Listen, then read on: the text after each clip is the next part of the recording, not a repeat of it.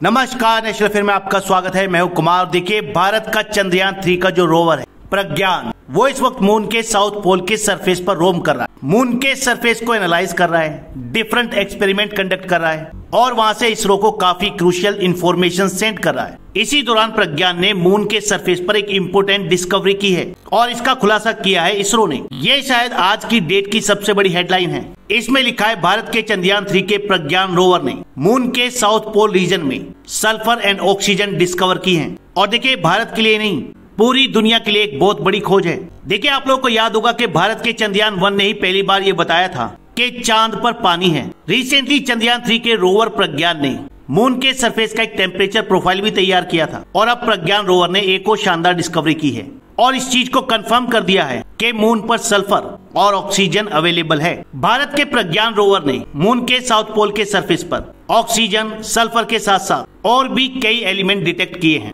हालांकि इन सभी एलिमेंट्स में सल्फर की डिस्कवरी होना सबसे ज्यादा महत्वपूर्ण माना जा रहा है, लेकिन सल्फर के साथ साथ चंद्रयान 3 के प्रज्ञान रोवर ने मून के सरफेस पर डिटेक्ट किया है aluminium, calcium, iron, chromium, titanium, manganese, silicon and oxygen.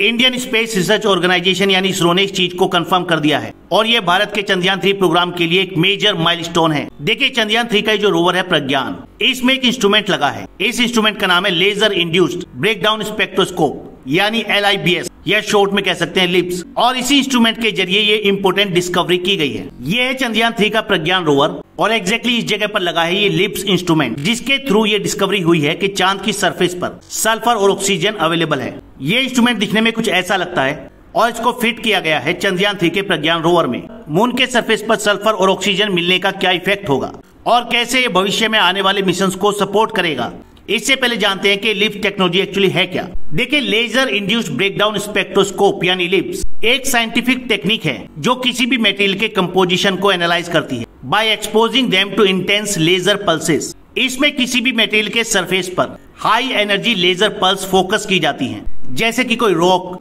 या सॉइल। तब ये लेजर पल्स एक एक्सट्रीमली हॉट और लोकलाइज्ड प्लाज्मा जनरेट करती है और इस दौरान जो प्लाज्मा लाइट कलेक्ट की जाती है उसे स्पेक्ट्रली रिजोल्व किया जाता है और डिटेक्ट किया जाता है बाय डिटेक्टर्स, जैसे कि चार्ज कपल्ड डिवाइसेस। अब क्योंकि हर एलिमेंट लाइट की एक अलग वेवलेंथ एमिट करता है जब वो प्लाज्मा स्टेट में होता है और इसी वजह से elemental composition of a material is determined. देखिए, मून के सरफेस पर सल्फर का मिलना ज्यादा महत्वपूर्ण इसलिए है क्योंकि अभी तक इसको मून पर एक रेयर एलिमेंट माना जाता है। मून के साउथ पोलर रीजन में सल्फर की प्रेजेंस होना इस बात की तरफ इशारा करता है कि वहाँ पर वाटर आइस हो सकती है और वाटर आइस का होना भविष्य में आने वाले ल्यूनार मिशंस के लिए एक क्रूशियल फैक्टर हो सकता है। और साथ ही जैसा कि प्लान है भविष्य में मून पर मानव कॉलोनी बनाने का, ये उसमें भी काफी क्रूशियल रोल प्ले करेगा। सल्फर यूजुअली ओरिजिनेट होती है वोल्केनिक एक्टिविटी से और वोल्केनिक एक्टिविटी में किसी भी प्लेनेट में उसका जो इंटरनल मटेरियल होता है वो बाहर आता है। तो मून के सरफेस पर सल्फर की प्रेजेंस से ये पता लगाया जा सकता है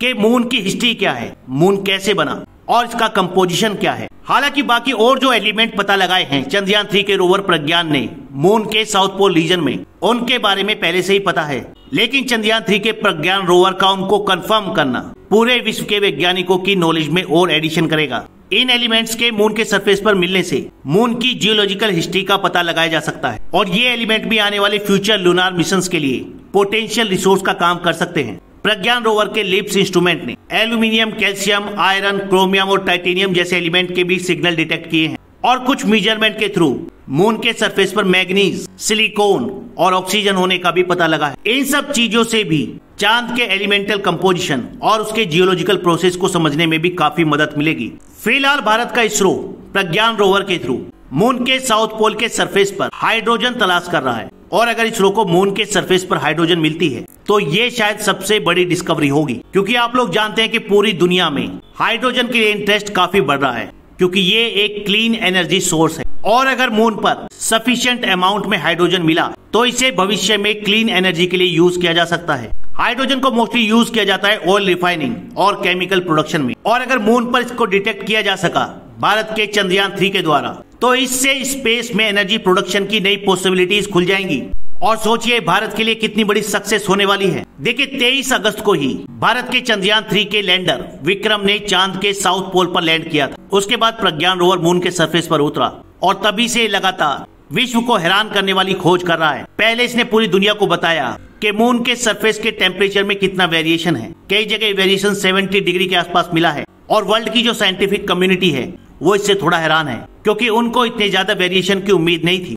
हालांकि आपको यहाँ पर एक बात बता दूं कि भारत के चंद्रयान 3 का रोवर प्रज्ञान सिर्फ 14 दिन के लिए काम करेगा। इसको इसी तरीके से डिजाइन किया गया है कि इसकी लाइफ सिर्फ 14 दिन होगी। इसी दौरान इसको इम्पोर्टेंट डिस्कवरीज करनी है। कई दिन ऑलरेडी बीत चुके हैं और अब इसके पास कुछ ही दिन हैं। भारत के चंद्रयान 3 मिशन का प्राइमरी ऑब्जेक्टिव था मून पर पाए जाने वाले डिफरेंट एलिमेंट्स की प्रेजेंस और उनकी एबुंडेंस, यानी वो कितनी मात्रा में पाए जाते हैं, इसके बारे में इंफॉर्मेशन गैदर करना। मून पर जो एनवायरनमेंट है उसके बारे में दुनिया भर के वैज्ञानिकों की समझ बढ़ाना और साथ ही भविष्य में जितने भी एक्सप्लोरेशन मिशंस जाएंगे उनके लिए मार्ग प्रशस्त करना। हालांकि फिलहाल भी भारत के चंद्रयान 3 का प्रज्ञान रोवर अपना काम बहुत ही शानदार तरीके से कर रहा है, लेकिन अभी भी पूरा वर्ल्ड मून के सरफेस पर हाइड्रोजन डिटेक्ट होने का इंतजार कर रहा है। उम्मीद है प्रज्ञान रोवर पूरी दुनिया को ये खबर भी जल्दी सुनाएगा। फिलहाल इस वीडियो में इतना ही। नेक्स्ट वीडियो में जल्द मिलेंगे। धन्यवाद।